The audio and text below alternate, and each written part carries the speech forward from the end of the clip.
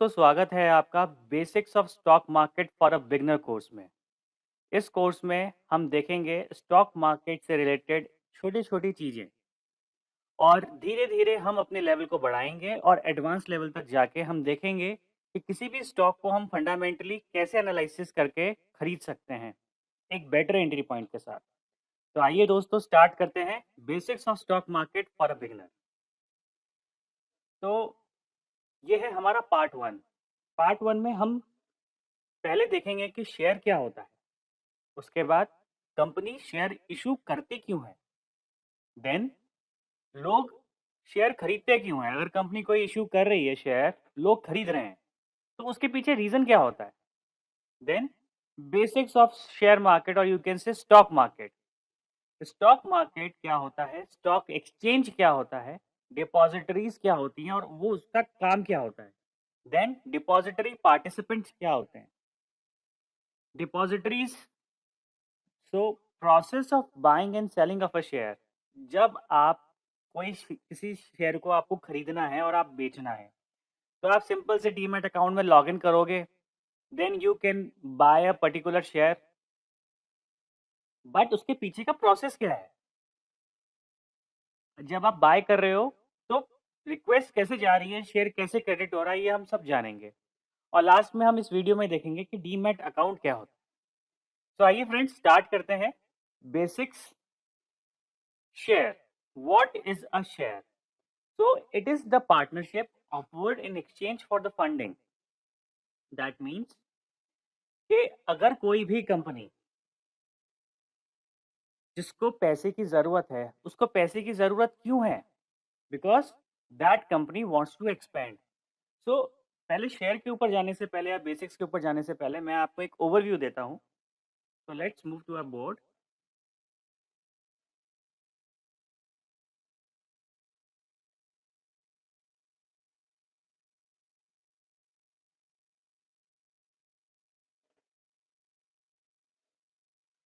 तो गाइस मैं कंसीडर करता हूँ कि आपकी ये कोई कंपनी है एंड दिस कंपनी, इस कंपनी का नाम है एबीसी। ये फर्नीचर मैन्युफैक्चर करती है।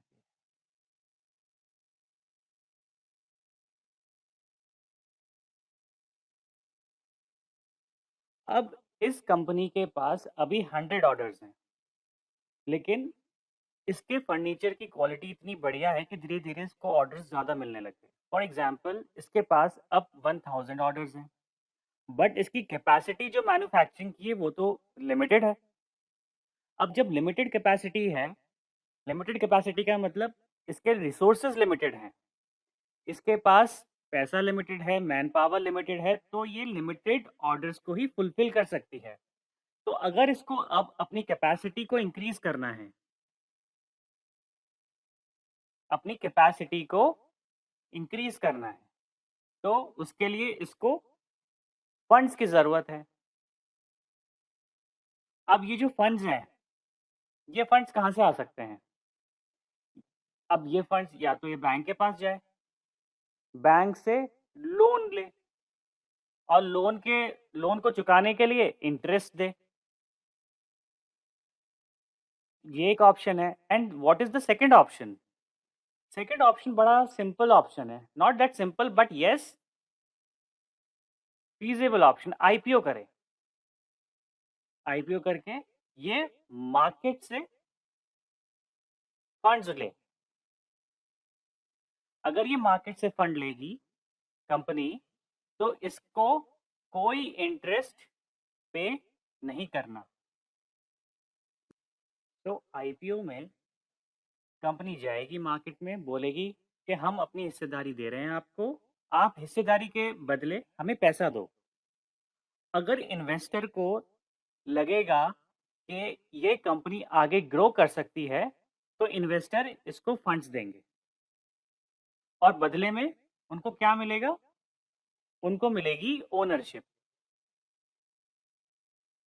और ओनरशिप किस हिसाब से मिलेगी? जितना अमाउंट वो इन्वेस्ट करेंगे, उसके हिसाब से उनको ओनरशिप मिल जाएगी।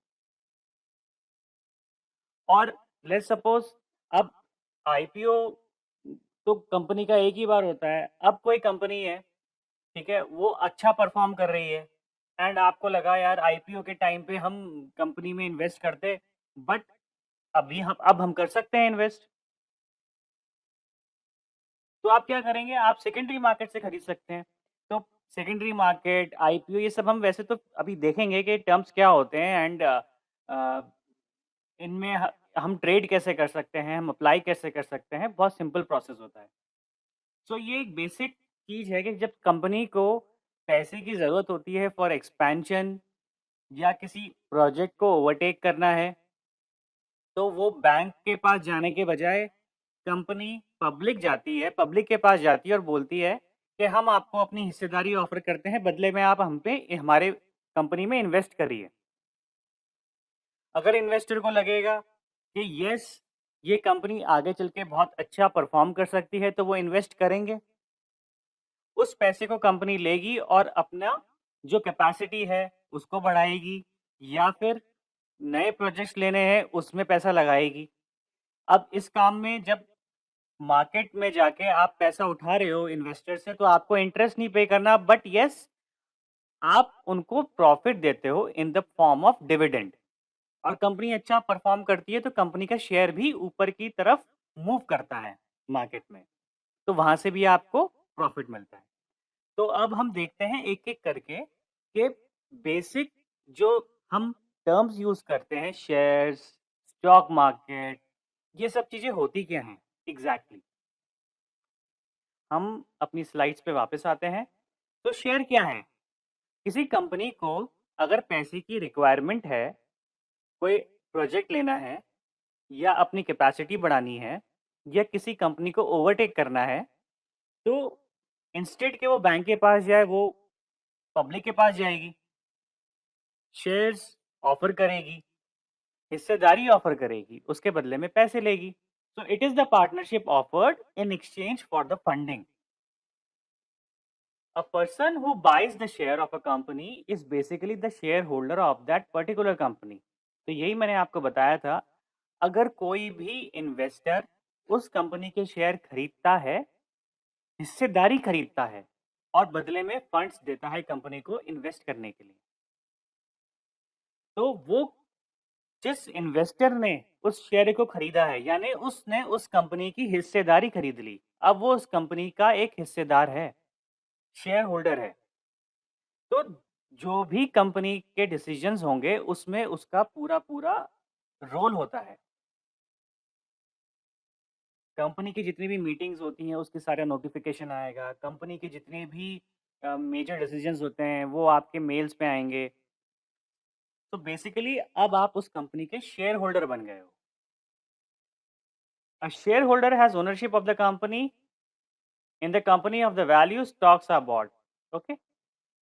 If a company performs well, then the shareholder enjoy the capital gains. भाई अगर कंपनी अच्छा काम करेगी, कंपनी की ग्रोथ अच्छी है, कंपनी के प्रॉफिट्स हो रहे हैं, कंपनी की अर्निंग्स अच्छी आ रही हैं, तो उसी हिसाब से लोग उसमें और इन्वेस्ट करेंगे। उसमें और इन्वेस्ट करेंगे, तो उसका शेयर का प्राइस ऊपर की तरफ जाएगा और जब शेयर प्राइस बढ़ेगा, तो आपको भी तो प्रॉफिट होगा। उस प्रॉफिट को हम बोलते हैं कैपिटल गेन।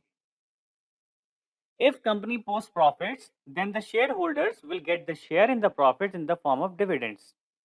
अगर कंपनी अच्छा प्रॉफिट कमाती है, उस तो उस प्रॉफिट का कुछ परसेंटेज वो एक्सपेंशन के लिए लगाएगी और कुछ परसेंटेज वो अपने शेयर होल्डर्स में डिस्ट्रीब्यूट कर देती है in the form of dividend. तो dividend percent basically board of director decide करते हैं, बट यस, आपको उस प्रॉफिट में से कुछ मिल जाता है। डिविडेंड के ऊपर भी हम चर्चा करेंगे आगे कि डिविडेंड और डिविडेंड यील्ड होती क्या है, बहुत डिटेल में हम इसको जानेंगे। तो ये था शेयर। शेयर कंपनी ऑफर करती है इन्वेस्टर को, हिस्सेदारी देती है in exchange of the funds जो उसको चाहिए फॉर एक्सपेंशन या किसी प्रोजेक्ट को लेने के लिए। अब कंपनी शेयर इशू क्यों करती है, हम ऑलरेडी देख चुके हैं, बस इसको थोड़ा डिटेल में जानते हैं। To overcome the issue of fund limitation to grow the business. हर कंपनी को अपना बिजनेस ग्रो करना है, तो फंड की लिमिटेशन तो होगी। उस फंड की लिमिटेशन को हटाने के लिए कंपनी शेयर्स इश्यू करती है। If any company wants to take another company और अंडरटेक न्यू प्रोजेक्ट्स, ये हम देख ही चुके हैं। In order to grow business company has following choices. Bank loan, तब लोन ले रहे हो तो उस पर इंटरेस्ट तो पे करना है। बट अगर आप पब्लिक जाके आईपीओ में अपनी कंपनी के शेयर्स इशू करते हो तो आपको उसमें कोई इंटरेस्ट पे नहीं करना। So company issue share of the company to the investors who want to invest money in the company. जो इन्वेस्टर उस कंपनी में पैसा इन्वेस्ट करना चाहते हैं, आप उनको शेयर इशू कर देते हो। Now companies do not need to pay the interest or share the profits until their board approves the dividend percent to be given to the shareholders from the profit. अगर company के पास profits हैं तो board of directors he decide करेंगे कितना dividend मिलना है। ये हम इसके ऊपर भी हम बात कर चुके हैं। नाउ अब लोग शेयर क्यों खरीदते हैं? कैपिटल एप्रिसिएशन के लिए। मतलब जो स्टॉक वो खरीदेंगे 10 रुपए का, वो 20 रुपए का भी होगा, 30 रुपए का भी होगा, 40 रुपए का भी होगा। तो इसको बोलते हैं कैपिटल अप्रिसिएशन। तो जब भी कंपनी अच्छा काम करती है, उसकी अर्निंग्स अच्छे होते हैं, उसके प्रॉफिट्स अच्छे होते हैं, तो लोग उसमें इन्वेस्ट भी ज़्यादा करते हैं और इन्वेस्ट ज़्यादा करेंगे तो उसका स्टॉक का प्राइस भी बढ़ेगा। स्टॉक का प्राइस अगर बढ़ेगा तो आपके प्रॉफिट्स बढ़ेंगे, आपकी वेल्थ बढ़ेगी। तो इस टर्म को हम इसलिए बोलते हैं capital appreciation. Then dividend payments. अगर आपने किसी कंपनी का शेयर लिया हुआ है, किसी ब्लू चिप कंपनी का जो अच्छा डिविडेंड डिक्लेयर करती है, अच्छा डिविडेंड देती है, तो लॉन्ग टर्म में उसके डिविडेंड से ही आपकी काफ़ी अच्छी इनकम हो जाती है। क्योंकि डिविडेंड तो वो हर क्वार्टर या फिर हर साल में एक बार तो देगी ही देगी। And if you are increasing, अगर आप अपने शेयर्स बढ़ा रहे हो हर साल, उसमें इंक्रीमेंट कर रहे हो, सिप कर रहे हो, तो आपका डिविडेंड भी बढ़ रहा है और स्टॉक का प्राइस ऊपर जा रहा है, तो उसमें आपका कैपिटल अप्रिसिएशन भी हो रहा है। इसलिए कम लोग शेयर्स खरीदते हैं। बिकॉज़ अगर आप एफडी को देखें, एफडी का रिटर्न कितना है? 5-6%। इन्फ्लेशन ऑलमोस्ट 8% टच करता है। तो जब आपका इन्फ्लेशन ज़्यादा है और एफडी से रिटर्न आपकी 5 से 6% है, दैट मीन्स आपका पैसा तो ग्रो ही नहीं कर रहा। तो पैसा आपका अगर 8% से ज़्यादा ग्रो करेगा एनुअली, देन ओनली आपके पैसे की वैल्यू बनी रहेगी। तो उसी लिए लोग स्टॉक मार्केट में इन्वेस्ट करते हैं जिससे उनकी रिटर्न्स बढ़े, उनका पैसा ग्रो करे। Buying shares, investor acquires the right to vote. जब आप शेयर होल्डर होते हो तो आपके पास राइट टू वोट भी होता है। Stocks investment keeps pace with the inflation rate and help you to plan for your future goals. अगर आप एफडी में इन्वेस्ट कर रहे हो 5-6% पे, तो जैसे-जैसे टाइम बीतता है, आपका पैसा कम होता है। क्योंकि 8%, फॉर एग्ज़ाम्पल मैं 1 लाख रुपीज़ लूँ, तो 8% इन्फ्लेशन है। तो नेक्स्ट ईयर जो आज 1 लाख रुपया है, वो नेक्स्ट ईयर 1,08,000 होगा। दैट मीन्स जो आज पैसे की वैल्यू 1 लाख रुपए की है, वो 1 लाख रुपए अगले साल 1,08,000 होगा। बट एफडी ने कितना करके दिया आपको? 1,06,000। तो दैट मीन्स जो पैसा ग्रो होना चाहिए था, एटलीस्ट पैसे को अपनी वैल्यू मेंटेन करनी चाहिए थी, वो वैल्यू भी नहीं मेंटेन कर पा रहा। तो 8% से ज़्यादा आपको रिटर्न्स चाहिए ही चाहिए अगर आपको ग्रो करना है आपके पैसे को तो। Savings account gives 2 to 3%. FDs gives 5 to 6%. Real estate investment is not liquid. अब आपने प्रॉपर्टी तो खरीद ली, ठीक है, प्रॉपर्टी के दाम बढ़ जाते हैं ओवर द टाइम, बट क्या वो लिक्विड होता है? आपको जब पैसे की ज़रूरत पड़ी आप उसको बेच दोगे हैंड टू हैंड? उसके लिए आपको ढूंढना पड़ेगा बायर। तो that is not a simple task, उसमें टाइम लग जाता है।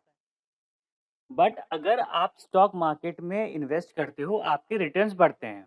अगर आप किसी ब्लू चिप कंपनी में, बड़ी कंपनी में इन्वेस्ट करते हो, तो वो कंपनी ग्रो करती है, उसके संग आपका जो वेल्थ है वो भी ग्रो करती है, आपके पास डिविडेंड भी आते हैं और जब भी आपको पैसे की ज़रूरत हो, आप उसको बेच भी सकते हो। 2 दिन में आपके अकाउंट में पैसा सारा आ जाता है। तो ये लिक्विड भी बहुत होता है। तो इसलिए लोग शेयर्स खरीदते हैं। अब हम देखते हैं स्टॉक्स की कुछ रिस्क के बारे में। तो स्टॉक प्राइस ऐसा नहीं है कि वो अप्रिशिएट ही करता है, वो गिरता भी है। इसलिए हमेशा बोला जाता है कि स्टॉक मार्केट में रिस्क है। येस, रिस्क है, for the short term risk है, क्योंकि मार्केट सीधे ऊपर की तरफ मूव नहीं करता। मार्केट का डायरेक्शन इस तरीके से होता है। तो वो ऊपर भी जाएगा, नीचे भी आएगा, ऊपर से फिर जाएगा, फिर नीचे आएगा। लेकिन अगर आप लॉन्ग टर्म इन्वेस्टर हैं, तो आपके लिए ग्रोथ ऐसे है। ये सब नॉइज़ है आपके लिए। तो जब भी आप इन्वेस्ट करें, आप फंडामेंटली अच्छे स्टॉक में इन्वेस्ट करें। फंडामेंटल शुड बी गुड, और हो सके तो लॉन्ग टर्म के लिए करें। तो लॉन्ग टर्म में जब मार्केट का ऊपर नीचे का मूवमेंट होता है, वो आपके लिए नॉइज़ बन जाता है। आपको उससे फ़र्क नहीं पड़ता। तो इसलिए जब भी किसी कंपनी में आप इन्वेस्ट करते हैं, उसकी अर्निंग्स, उसके प्रॉफ़िट, उसका परफ़ॉर्मेंस, उसकी सेल्स, उसकी मार्केट कैप, ये छोटी-मोटी चीज़ें होती हैं जिसको हम फंडामेंटल पैरामीटर्स बोलते हैं। इनको चेक करके ही इन्वेस्ट करना चाहिए। और आप अपनी एज के अकॉर्डिंग भी इन्वेस्टमेंट प्लान कर सकते हैं। चलो, ये तो हम आगे देखेंगे कि हाउ यू कैन प्लान। अगर आप आज 30 इयर्स के हैं एंड यू आपको प्लान करना है 60 इयर्स में आपका कितना आपके हाथ में पैसा आना चाहिए, उसके हिसाब से आप इन्वेस्टमेंट सब प्लान कर सकते हैं। हम ये सब देखेंगे आगे। तो अभी आगे बढ़ते हैं। थोड़े बेसिक्स देखते हैं शेयर मार्केट के। Stock market. सो स्टॉक मार्केट एक ऐसी जगह होती है, एक ऐसा बाज़ार होता है जहाँ पे आप स्टॉक्स और उसके डेरिवेटिव्स खरीद या बेच सकते हैं। डेरिवेटिव्स क्या होते हैं? Futures and options. तो फ्यूचर्स एंड ऑप्शंस हम आगे देखेंगे होते क्या हैं। आप अभी इतना समझिए कि जहाँ पे हम स्टॉक्स या उसके डेरिवेटिव्स को खरीद बेच सकते हैं, उसको हम स्टॉक मार्केट बोलते हैं। एक्सचेंजेस एनएससी और बीएसई हैं, national stock exchange and Bombay stock exchange. Bombay stock exchange बहुत पुराना एक्सचेंज है एंड नेशनल स्टॉक एक्सचेंज 92 में फॉर्म हुआ था। Market place. अब stock market and stock exchange are, ये बेसिकली एक एक दूसरे के बिहाफ पे हम यूज़ कर सकते हैं। स्टॉक मार्केट बोले कि स्टॉक एक्सचेंज बोले, बिकॉज़ जो भी बायर्स और सेलर्स होते हैं, ये एक्सचेंज के थ्रू ही ट्रेड करते हैं और उन्हीं कंपनीज़ में ट्रेड करते हैं जो एक्सचेंज पे लिस्टेड होती हैं। एक्सचेंज पे लिस्टेड होने का मतलब है, जो कंपनी मार्केट में आईपीओ के थ्रू आएगी, उसको सेबी का अप्रूवल मिलेगा और वो एक्सचेंज पे लिस्ट होगी, तभी उस पे ट्रेडिंग होगी, तभी आप उसको खरीद-बेच सकते हैं। तो अगर ऐसी कोई कंपनी जो एनएसई या बीएसई जो एक्सचेंज है वहाँ पे लिस्टेड नहीं है, उसको आप खरीद-बेच नहीं सकते उसका शेयर। Then market participants. कौन-कौन पार्टिसिपेट करता है बाइंग और सेलिंग में? तो आपके मेजर 3 पार्टिसिपेंट्स होते हैं। एफआईआईज़, बहुत आपने सुना होगा, एफआईआईज़ आए, एफआईआईज़ बेच रहे हैं, मार्केट नीचे जा रहा है, डीआईज़ खरीद रहे हैं। तो FIIs are basically foreign institutional investors, इनके पास फाइनेंशियल पावर बहुत ज़्यादा होती है। तो जब ये बेचते हैं, मार्केट नीचे गिरता है, जब ये खरीदते हैं, मार्केट ऊपर उठता है। ऐसे हमारे होते हैं डोमेस्टिक इंस्टीट्यूशनल इन्वेस्टर्स। इनकी फाइनेंशियल पावर उतनी नहीं होती जितनी एफआईज़ की होती है, बट येस, मार्केट को स्टेबल कर रखने में डीआईज़ का बहुत बड़ा हाथ होता है। जब एफआईज़ बेचते हैं, जनरली डीआईज़ उस समय खरीदते हैं, तो हमारा मार्केट ज़्यादा नीचे नहीं जाता। फिर जब एफआईज़ खरीदने के लिए आते हैं, तो ये बेचते हैं। बेसिकली इनका आपस में बाइंग एंड सेलिंग चलता रहता है। इसकी वजह से हमारा मार्केट ऊपर नीचे होके मूव करता है। एंड देन रिटेल इन्वेस्टर्स, हम और आप जैसे, जो हम स्टॉक मार्केट में इन्वेस्ट करते हैं एज एन इंडिविजुअल। अब बात करते हैं इंडेक्स, निफ्टी एंड सेंसेक्स। आप बड़ा सुनते हैं आज निफ्टी इतने पॉइंट गिर गया, सेंसेक्स का इतने पॉइंट चढ़ गया। तो बेसिकली निफ्टी रिप्रेजेंट करता है एनएसई को, एनएसई की मेजर कंपनीज को जो उसमें लिस्टेड हैं, एंड सेंसेक्स रिप्रेजेंट करता है बीएसई को, जो उसमें मेजर कंपनीज लिस्टेड हैं। तो index is form by combining several stocks together. मतलब आपके जितनी भी बेस्ट परफॉर्मिंग कंपनीज हैं, निफ्टी में टॉप 50 कंपनीज हैं, उनको मिला के उनके 50 कंपनियों के स्टॉक को मिला के एक इंडेक्स बनाया जाता है। वो इंडेक्स आपको ये दिखाता है कि बेसिकली आपका जो मार्केट है, वो कितना ग्रो कर रहा है, कितना वो पॉइंट्स ऊपर गया, कितने पॉइंट्स नीचे गया। तो इंडेक्स बेसिकली आपके मार्केट को ओवरऑल रिप्रेजेंट करता है। तो इंस्टेड के भई आज ये वाला सेक्टर नीचे गिर गया, ये वाला सेक्टर ऊपर गिर गया, वो हम डिस्कस करते हैं, बट निफ्टी ओवरऑल आपको एक मार्केट की पिक्चर देता है। Then we have regulator SEBI, Securities and Exchange Board of India. तो एनएसई, बीएसई, आपका जो खरीदते हो, बेचते हो, ब्रोकर्स, ये सब सेबी के बनाए हुए रूल्स के अकॉर्डिंग ही काम करते हैं। तो सेबी रेगुलेटर होता है स्टॉक मार्केट का। और जो आप शेयर्स खरीदते हो, आजकल जो जितने भी आपके स्टॉक्स हैं, ये फिजिकल फॉर्म में नहीं मिलते, ये डीमटेरियलाइज्ड फॉर्म में मिलते हैं। That means electronic form. तो इनकी एंट्री होती कहाँ है, ये सेव कहाँ होते हैं? ये होते हैं सीडीएसएल एंड एनएसडीएल में। ये हमारी 2 डिपॉजिटरीज़ हैं। तो डिपॉजिटरीज़ को भी हम बहुत डिटेल में देखेंगे आने वाली स्लाइड्स में।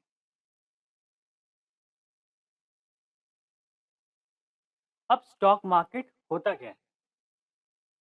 सो स्टॉक मार्केट हमने पहले ही डिस्कस किया है, ऐसी जगह जहाँ आप शेयर खरीद सकते हैं, बेच सकते हैं। ये बेसिकली बायर्स और सेलर्स को एक जगह लाकर उनमें सौदा कराता है। कहना बड़ा आसान है, बट इलेक्ट्रॉनिक फॉर्म में इसको हम आगे समझेंगे कि एक्चुअली जो बायर है और जो सेलर है, उनके बीच में सौदे हो कैसे रहे हैं। और जो शेयर्स हैं, जिसने बेचा, उसके डीमैट अकाउंट से कैसे निकला और कैसे क्रेडिट हुआ जिसने खरीदा उसके अकाउंट में। हमने पहले ही देख चुके हैं कि NSE and BSE 2 stock exchange हैं इंडिया के, जहाँ पे खरीद और लोग शेयर्स को बेचते हैं। स्टॉक मार्केट में जितनी भी बाइंग एंड सेलिंग होती है, जो भी आपका ब्रोकर होता है या एक्सचेंजेस पे जो भी कंपनी लिस्ट होती है, ये सब रेगुलेट होती हैं सेबी के द्वारा, securities and Exchange Board of India. Shares उन्हीं कंपनी के खरीदे और बेचे जा सकते हैं जिन जो कंपनीज एनएसई या बीएसई पे लिस्टेड है।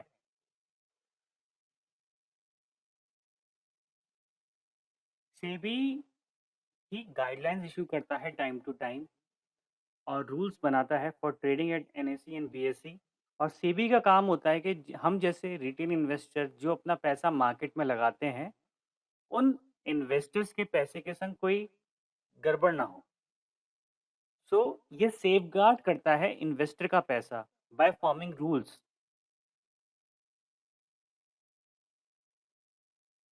वैसे तो बायर्स को और सेलर्स को मिलवाने का काम एक्सचेंज पे ही होता है, एक्सचेंज ही करता है, बट आप डायरेक्ट एक्सचेंज पे नहीं खरीद बेच सकते। उसके लिए आपको ज़रूरत पड़ती है ब्रोकर की, जिसको बोला जाता है डिपॉजिटरी पार्टिसिपेंट। तो आगे हम देखते हैं कि स्टॉक एक्सचेंज का क्या रोल होता है। स्टॉक एक्सचेंज जैसे मैंने आपको बताया, कंपनीज, इन्वेस्टर्स, सेलर सबको एक ही प्लेटफॉर्म पे लाता है। और अगर किसी कंपनी को पैसा फंड्स लेने हैं फ्रॉम द मार्केट, तो आईपीओ के थ्रू मार्केट में लिस्ट भी स्टॉक एक्सचेंज के थ्रू ही होता है। और इन्वेस्टर्स जो हैं, जो कंपनीज लिस्टेड है स्टॉक एक्सचेंज के ऊपर, उन्हीं कंपनीज में इन्वेस्ट कर सकते हैं और सेलर्स उनको सेल कर सकते हैं। सो लिस्टेड कंपनीज जितनी भी हैं, उनको रूल्स एंड रेगुलेशंस फॉलो करने पड़ते हैं, जो सेबी के द्वारा बनाए गए होते हैं। ये सेबी के द्वारा बनाए हुए रूल्स इन्वेस्टर्स को ध्यान में रख के बनाए जाते हैं। Stock exchange reflects the state of the economy of the nation. तो निफ्टी जैसे ओवरऑल मार्केट को रिप्रेजेंट करता है, एनएसई को रिप्रेजेंट करता है। तो जब भी हम बोलेंगे कि निफ्टी आज 300 पॉइंट ऊपर गया, दैट मीन्स कि हमारा मार्केट परफॉर्म कर रहा है। अब मार्केट हमारा तभी परफॉर्म करेगा जब हमारी इकोनॉमी भी ग्रो कर रही होगी या उसमें कुछ पॉजिटिव होगा। तो बेसिकली स्टॉक एक्सचेंज मार्केट की एक नेशन की इकोनॉमी को भी रिफ्लेक्ट करता है। अब it helps in valuation of the stock price according to the demand and supply. Valuation of the stock price, stock price की जो भी वैल्यू होती है, जो उसकी सही वैल्यू है, उसकी वैल्यूएशन में हेल्प करता है। अगर किसी स्टॉक की डिमांड ज़्यादा होगी, तो ऑब्वियस है उसका प्राइस ऊपर जाएगा एंड सप्लाई ज़्यादा आएगी तो नीचे गिरेगा उसका प्राइस। और अगर किसी का प्राइस ज़्यादा में लिस्ट हुआ है, किसी भी कंपनी का, अगर उसकी उतनी वैल्यूएशन नहीं है, तो मार्केट में आते ही उसकी एक्चुअल वैल्यू पे वो ज़रूर आएगा। तो जब स्टॉक एक्सचेंज हमने पहले जैसे देखा था कि बायर्स और सेलर्स को एक ही प्लेटफॉर्म पे लेके आता है, इसका मतलब है कि लिक्विडिटी बढ़ जाती है। लिक्विडिटी का मतलब है कि आपने अगर आज बेचना है तो आपको हैंड टू हैंड सेलर भी मिल जाएगा।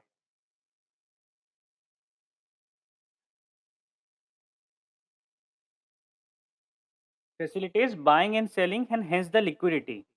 तो अगर आपको कोई शेयर सेल करना है, लिक्विडिटी का मतलब होता है कि इसमें number of sellers and buyers इतने होते हैं कि अगर आप बेचना चाहते हो तो आपको बायर हैंड टू हैंड मिल जाएगा, आपको वेट नहीं करना पड़ेगा।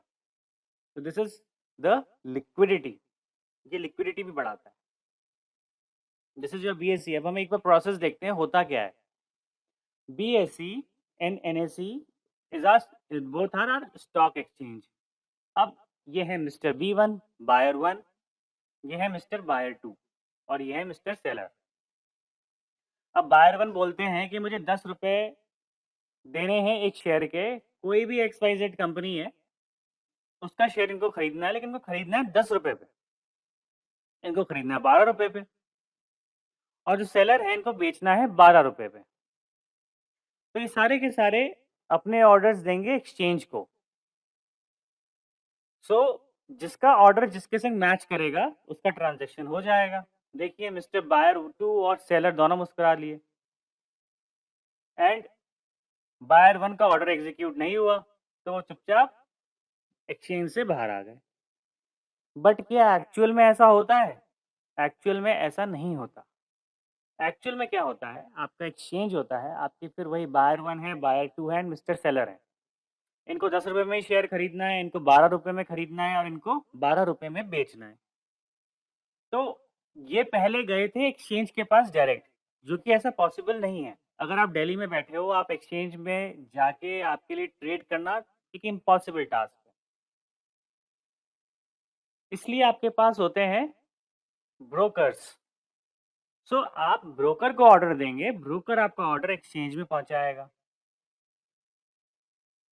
इन्होंने इनके ब्रोकर्स ने ऑर्डर्स एक्सचेंज तक पहुंचा दिया। अब जिसका मैच हुआ ऑर्डर, तो match between the buyer and the seller will be made by the exchange.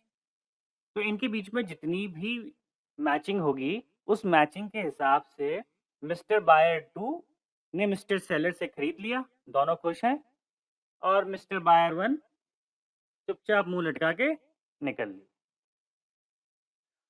अब जो आपके शेयर्स हैं, जो मिस्टर एस ने बेचा और मिस्टर बायर 2 ने खरीदा, तो मिस्टर सेलर का शेयर उनके डीमैट अकाउंट यानी डिपॉजिटरी CDSL और NSDL से माइनस होगा और क्रेडिट हो जाएगा मिस्टर बायर 2 के। अब डिपॉजिटरी हमने यहाँ देखा, डिपॉजिटरी CDSL एंड NSDL। तो इसको थोड़ा डिटेल में देखते हैं कि डिपॉजिटरी होती क्या है। तो depository is a place where the financial securities are held in dematerialized form. तो CDSL और NSDL दो गवर्नमेंट की ऑर्गेनाइजेशन है जो बेसिकली आपके शेयर्स को इलेक्ट्रॉनिक फॉर्म में अपने पास सेफ रखती हैं। सेफ रखने का क्या मतलब है? सी जितनी भी डिपॉजिट, जितना आपका जो भी शेयर आप खरीदते हो और बेचते हो, इसको आप कंपेयर कर सकते हो, आपके अकाउंट में पैसा पड़ा है। फॉर एग्ज़ाम्पल आपका अकाउंट है किसी एबीसी बैंक में। अब उस अकाउंट में ही आपका पैसा क्रेडिट होगा और उसी अकाउंट में आपका पैसा उसी अकाउंट से डेबिट होगा। सिमिलरली जो आपका डीमैट अकाउंट होता है, उस डीमैट अकाउंट में ही आपका शेयर क्रेडिट होगा या डेबिट होगा अगर आप बेचेंगे तो। तो demat account is basically CDSL या एनएसडीएल पे होता है, डिपॉज़िटरीज़ पे। तो डीमैट अकाउंट का काम सिर्फ इतना सा है कि वो आपको दिखाए कि आपका जो अकाउंट है उसमें कितने आपके शेयर्स पड़े हुए हैं या आपने बेचे हैं तो कितने गए और खरीदे तो कितने आए। देन जो भी रिकॉर्ड्स हैं जो आपको डीमैट में दिखाई देते हैं, ये सब रिकॉर्ड के लिए रिस्पॉन्सिबल वो डिपॉजिटरीज ही होती हैं, एनएसडीएल एंड सीडीएसएल। और ये गवर्न होती हैं डिपॉजिटरी एक्ट 1996 के थ्रू। दो डिपॉजिटरीज हैं, ये हम ऑलरेडी डिस्कस कर चुके हैं। NSDL which is known as National Securities Depository Limited and CDSL Central Depository Services India Limited. अब जो डिपॉजिटरीज हैं, ये अपने क्लाइंट से या इन्वेस्टर से डिपॉजिटरी पार्टिसिपेंट के थ्रू ही बात करती हैं। बात इन द सेंस के इनके थ्रू ही इंटरैक्ट करती हैं। दैट मीन्स कि अगर आपका शेयर सीडीएसएल या एनएसडीएल में क्रेडिट होता है, अगर आप खरीदते हैं तो आप जाके डिपॉजिटरी में नहीं देखोगे, आप जाके अपने डीमैट अकाउंट में देखोगे। तो अब एनएसडीएल और सीडीएसएल तो मुंबई में है, आपका शेयर वहाँ क्रेडिट हुआ, तो आप देखोगे कैसे? You need some electronic form. तो जो भी इंटरैक्शन होता है पैन इंडिया, वो डिपॉजिटरी पार्टिसिपेंट्स के थ्रू ही होता है। इनको हम बोलते हैं ब्रोकर्स। बड़े-बड़े ब्रोकर्स या discounted broker, Sharekhan, Zerodha, Upstox, Fyers, ICICI Direct, ये सारे डिपॉजिटरी पार्टिसिपेंट्स होते हैं। ये आपका एक डीमैट अकाउंट खुलवाते हैं जिसमें एक डीपीआईडी होती है, डिपॉजिटरी पार्टिसिपेंट आईडी। तो वो उस आईडी में आपका शेयर क्रेडिट होता है। तो हम अभी आगे देखेंगे कि एग्जैक्टली बेसिकली डीमैट अकाउंट होता क्या है। So all the electronic records of buying and selling are maintained by the depositories. CDS से NSDL का ही काम है, जो भी आप खरीदते हो, बेचते हो, उसका सारा डेटा अपने पास इलेक्ट्रॉनिक फॉर्म में मेंटेन करना। Depositories also provide the service to the companies to process and to maintain the shares in the demat form. So जो भी मैंने आपको बताया कि कंपनीज बेसिकली अगर आपने किसी कंपनी का शेयर खरीदा, तो अब वो जो कंपनीज़ हैं, वो ये सारा डेटा मेंटेन करना उनके लिए बहुत बड़ा टास्क हो जाएगा। एक अलग ही उनको सर्विसेज़ खोलनी पड़ेंगी। तो जो कंपनीज़ जिनके शेयर्स लिस्टेड हैं, उनको भी सारा डेटा, उनका सारा डेटे का प्रोसेस मेंटेन करना, ये भी डिपॉज़िटरी का ही काम होता है।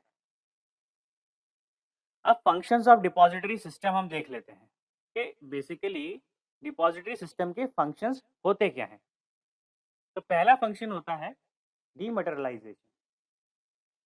डीमेटेरियलाइज़ेशन का मतलब है कि जितने भी आपके पहले ट्रेडिंग हुआ करती थी, वो फिज़िकल शेयर्स में हुआ करती थी। बट आज सारे इलेक्ट्रॉनिक फॉर्म में शेयर्स आते हैं और आपके अकाउंट में सीडीएस और एनएसडीएल के अकाउंट में क्रेडिट हो जाते हैं। तो ये काम भी डिपॉजिटरी सिस्टम का होता है।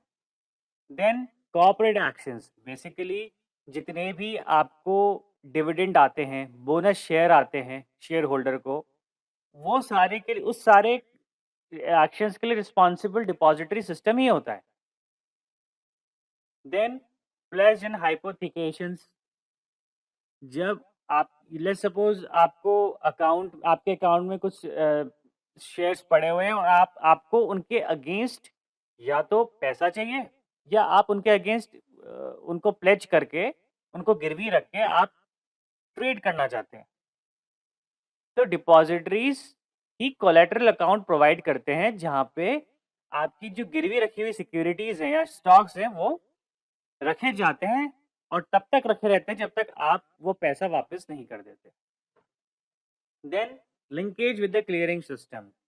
तो क्लियरिंग सिस्टम क्या होता है, जैसे आपने कोई शेयर खरीदा तो शेयर ट्रांजैक्शन +2 यानी T+2 डे में आपके अकाउंट में क्रेडिट होता है। तो जो एक्चुअल सेटलमेंट है ट्रेड का बायर और सेलर के बीच में, ये डिपॉजिटरी सिस्टम के थ्रू ही होता है। अब हम बात कर लेते हैं depository participants. Basically depository participants होते क्या हैं? हम तो ये तो जान गए कि डिपॉजिटरी पार्टिसिपेंट्स के थ्रू ही डिपॉजिटरीज काम करती हैं और ये ब्रोकर्स होते हैं। तो इंटरमीडिएटरी तो होते ही, हम देख चुके हैं इन्वेस्टर और डिपॉजिटरीज के बीच में।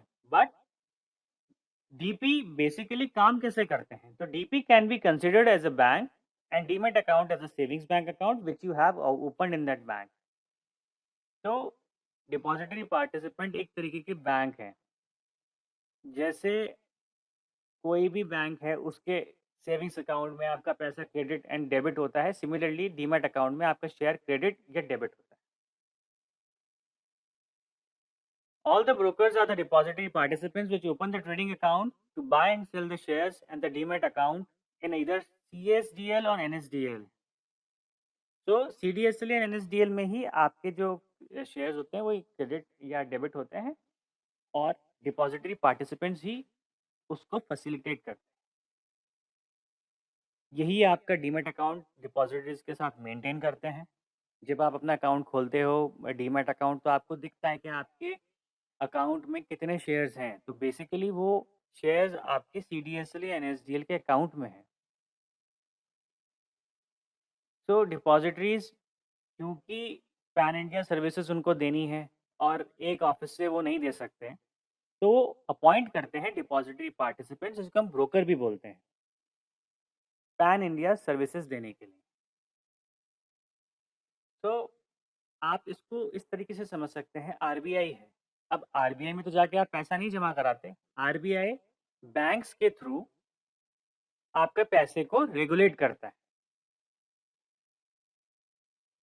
तो मनी ट्रांज़ैक्शन जितने भी होते हैं, वो होते हैं आपके बैंक की ब्रांच में और आपके अकाउंट में। आपके जितने भी अकाउंट्स हैं, डीमैट अकाउंट, वो ब्रोकर के पास ही खुलते हैं और वो जितने भी अकाउंट्स हैं, जितने भी शेयर्स हैं, वो क्रेडिट होते हैं आपके CDSL एंड NSDL डिपॉजिटरीज में।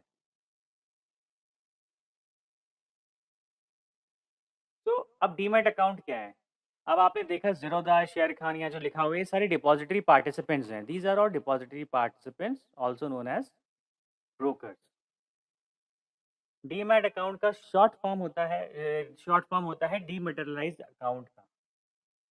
जो भी हम शेयर्स खरीदते हैं वो ऑनलाइन हमारे डीमैट अकाउंट में क्रेडिट हो जाते हैं। उन 1996 के डिपॉजिटरी एक्ट के बाद शेयर्स का डीमैटेरियलाइज्ड फॉर्म में डिलीवर होना ज़रूरी किया गया और अगर किसी के पास फिजिकल शेयर्स थे तो उनको भी डीमैट फॉर्म में करवाना ज़रूरी हो गया। अब डीमैट होने से क्या हुआ कि आप सारे इन्वेस्टमेंट एक ही अपने अकाउंट में रख सकते हो, चाहे शेयर्स हों, बॉन्ड्स हों, ETFs हों, कुछ भी हों। और अब सिंस वो फिजिकल फॉर्म में नहीं है तो आप उनके खोने का डर भी नहीं है कि वो अगर कागज़ खो गया तो फिर क्या होगा, बिकॉज़ वो इलेक्ट्रॉनिक फॉर्म में डिपॉजिटरीज में सेफ हैं।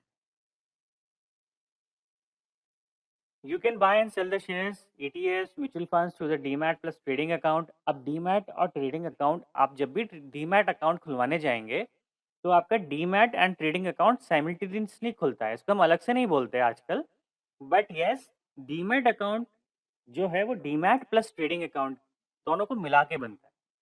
डीमैट आपको सिर्फ लिस्टिंग दिखाता है कि आपके पास कौन कौन से शेयर्स हैं। ट्रेडिंग अकाउंट के होने से आप बाय एंड सेल दोनों कर सकते हैं। आप अपना फ्री डीमैट अकाउंट खोल सकते हैं, या तो full service broker like share Khan, ICICI direct, IIFL।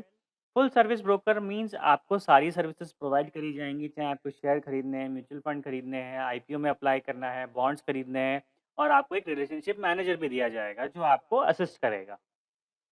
दूसरे टाइप के अकाउंट्स होते हैं डिस्काउंट ब्रोकर।